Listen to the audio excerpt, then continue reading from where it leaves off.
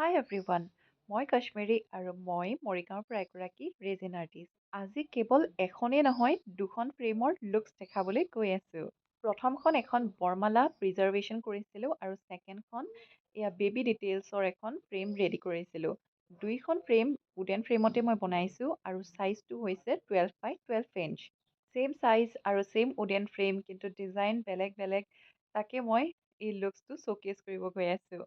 Baby ডিটেইলছৰ কাৰণে মই ocean theme ভাবি লৈছোঁ আৰু অ'চেন থিমটো এয়া মই প্ৰথমবাৰ ক্লাইণ্টৰ ওপৰত ব্যৱহাৰ কৰিছোঁ। অ'চেন থিম যিহেতু, গতিকে এয়া শামুকখিনি দিবলৈ কাৰণে এই শামুকখিনি মই নিজে বনাই লৈছোঁ। চিলিকন মল্ড অৰ্ডাৰ দিছিলোঁ আৰু এয়া মই হোৱাইট কালাৰেদি যি লাগে সেইখিনি বনাই লৈছিলোঁ আৰু ইয়াক কালাৰ কৰি দিছোঁ।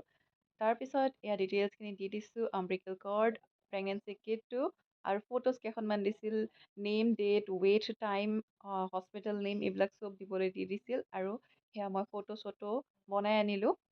আপোনালোকেও আপোনালোকৰ বেবীৰ কিছু স্মৃতি সংৰক্ষণ কৰি ৰাখিব বিচাৰে নেকি? যদি বিচাৰে তেনেহ'লে আমাক যোগাযোগ কৰিব পাৰে। যোগাযোগ কৰিবৰ বাবে ইয়াৰ স্ক্ৰীণত নম্বৰসমূহ দিয়া হৈ আছে। এতিয়া আমি কি বস্তু সাঁচি ৰাখিব পাৰোঁ বাৰু কওকচোন?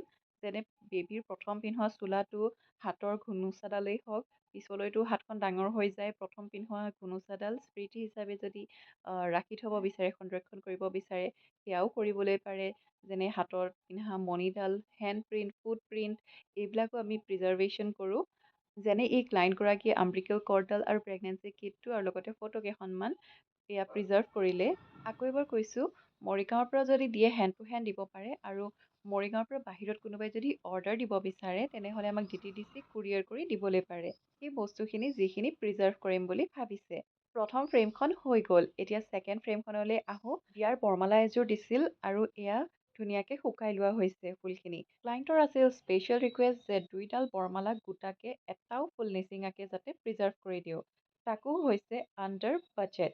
ক্লাইণ্টৰ লগত গোটেইখিনি আলোচনা কৰি লোৱাৰ পাছত মই ডিচাইড কৰিলোঁ যে 12x12 ইঞ্চৰ ফ্ৰেমতে এই বিয়াৰ বৰমালাখিনি প্ৰিজাৰ্ভেশ্যন কৰিম, তাকো এটাও ফুল নিচিঙাকৈ যেনেকৈ ক্লাইণ্টে বিচাৰিছে। তো মই এয়া ফুলখিনি শুকাই লোৱাটো হৈছিলেই। এতিয়া গোটেইখিনি ফুল স্কুইজ কৰিছোঁ, অলপ সৰু কৰিছোঁ কাৰণ ফ্ৰেমখন অকণমান সৰু হয়।